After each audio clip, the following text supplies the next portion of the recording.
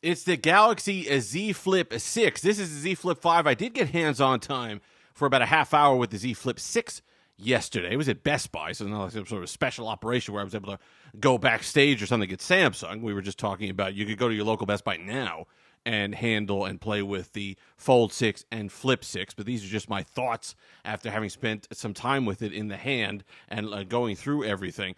Not a lot cosmetically on the outside. Oh, by the way, link in the description. We're going to go in the trade, go over the trade offers a little bit later in the video. But if you're looking to pre-order one, link in the description does help the channel, so thank you for that. But externally, not a lot has changed. I was shocked that they still went with the 3.4-inch display. There were some rumors that Samsung was going to up the display size, the outer display size, to 3.9 inches. That did not happen, so it's a similar display, or almost exactly the same display as last year size-wise, which is okay. You know, I thought they would have upped it a little bit more to match kind of what Moto was doing on the Razr Plus. A 4-inch display on there. Most of the apps can be used on the outside. You're still probably going to have like a good lock type scenario here. We'll have to wait and see how that works out for Samsung with third-party apps and stuff on the outer display. Perfectly usable. Not as big. It's got kind of the awkward curve to get around the cameras, but otherwise it's a decent display. But I do regard it as more like a large notification or widget display as opposed to something that's fully usable like the Razr Plus outer display. Looks-wise, you know, it's a brushed aluminum now on the side as opposed to the glossy aluminum. The device itself is relative. I thought it was a little bit lighter. Not really. Same weight. The hinge felt a little bit better. This year is a little bit more solid and kind of consistent all the way through the open and close, so that was nice. Internally is really where the conversation gets more interesting. And at first I thought, when I saw the outside of it and held it, I'm like, this is not going to be an interesting conversation at all, especially at $1,100. But then you see some of the internals that they put in there. 12 gigs of RAM, up from 8. That's an improvement. You're looking at the cameras. Everybody whines about cameras on foldables, the Flip specifically. So now they've hopefully addressed that at least somewhat, upping the cameras on there. You've got software, 7 years of software support on your Flip device. So it's 512 gigs of RAM if you pre-order it, right? You get that RAM upgrade. So you look at that for $1,100, and then you look over at because you look at the Moto Razr Plus design-wise for $900. It pretty much, you know, the Razr Plus has the distinct advantage, especially for $200 less. And when I saw that initially, my thought was, well, there's no way that the Flip 6 is going to win that conversation because you're talking about a more attractive-looking device, a larger outer display, possibly better battery life, and then $200 less. But then you see the internals of what Samsung has done. Full Snapdragon 8 Gen 3 in the Flip 6. You're looking at that 8.2S, whatever you're talking about, in the Moto Razr Plus. So it's less there. 8 gigs of RAM on the Moto Razr Plus. You're talking 4 years of software support. And you can't just say 4 years of software support. Oh, it's pretty good. 4 years. What's the problem there?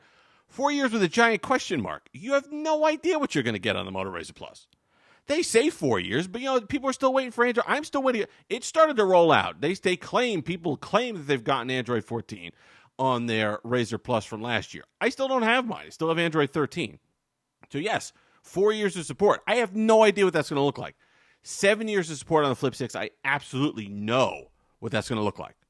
And while, you know, people might have issues with One UI, there might be some features or Galaxy AI stuff or whatever down the road that doesn't come here, and we can argue back and forth about that. I know that on a monthly basis, for the most part, for 90% of the time, I'm going to see an update on my Flip 6. I know that within a couple of months of the full release of Android 15, I'm going to see it on my Flip 6. I do not have that confidence in the Moto Razr Plus. Now, design-wise, if you're buying a Flip because of style, which a lot of people do, you might just not care. Because you got a situation where, look, you know, you buy these Flips for a reason. If you were interested in more power or software updates or cameras or all the rest of it, you'd spend the same amount of money, get a full slab flagship, and technically be better off. But you won't have that style factor. You won't have the ability to get it down into a compact form factor, and you just won't have that wow factor that people get with a Flip. So if that's what you're going for, if that's your main decision, the Razr Plus becomes more attractive. But there is a reason why that $200 gap exists. It's not a slam dunk like I think it has been in the past. The Flip 6 is more powerful. It's got better software support. It's got a decent camera in there now. Galaxy out. There's a lot of things going for this device, even though I don't necessarily agree with the $1,100 price point. Okay, so let's talk about upgrades and stuff like that. If you have a Flip 5, should you upgrade? Not for the $650 that they're giving you. That doesn't make sense. Flip 4, you're sick of the outer display. You're willing to take the $550 that Samsung is offering for trade-in? Maybe. But I really think that it's the Flip 3, if you've somehow held on this long with the battery life as bad as it is on that device, that's probably something that you're going to want to come in and upgrade from. I'm just kind of looking real quick here to see what the actual Flip 3 would be. $450, right? $450. That might be where you want to upgrade. $450 brings you down to what? The $650-ish territory.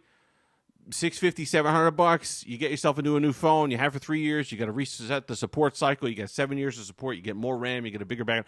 There's a lot of things if you're coming full of a Flip 3 that might seem attractive for a Flip 6 if you're not looking elsewhere. If you're not saying, well, okay, I want to try the Razr Plus now or whatever else, I'm going to go with something like the Flip devices, and I'm staying there. I've liked it. I like Samsung software and all the rest of it. If you're staying in the Samsung family, there are reasons why you'd pick up a Flip 6 coming from a Flip 3 and trading it in and getting that $450. Now, we're going to have the full comparison when they get in. If you're new, if you're somebody who, you haven't had a fold before, you've had nothing but slabs, you're looking over at people and saying, oh, these devices look pretty cool. I love the idea of the outer display. I can kind of save some time. It's somewhat of a disconnect device. You can use the outer display for your Instagram scrolling and Twitter scrolls and all the rest of it. So that's something that you could talk about. And maybe you want to look at some of these devices. The battery lives have gotten better over the last few years. Before where it was 4 hours of screen on time, 4.5 hours of screen on time. Now you can get to kind of that magical 5.5, 6 hours of screen on time that I think really makes these devices pocketable now and worth it to use. If you don't have one, it's going to be an interesting conversation. A lot more interesting than I thought when I first laid eyes on the Flip 6, started using it, started playing around with it. I was like, okay, where's the value, right? The $1,100. What's wowing me here? But then you look at a Razr Plus for $900, kind of the compromises there. $900 still a lot of compromises there compared to this, but $1,100 is a lot of money too. So it's kind of a, I wouldn't call it a lesser of two evils, but it's going to be more of a conversation between the Razr Plus and the Flip 6 this year than it was last year. And that, hey, listen, that's interesting. Makes for interesting content. We're going to have both of them here. We're going to have the Razr in hot pink. We're going to have the Flip 6 in that peach color, the Samsung web exclusives. So that's something. But let me know what you think below. If you've made it this far, like, comment, subscribe, all that fun stuff. Until next time.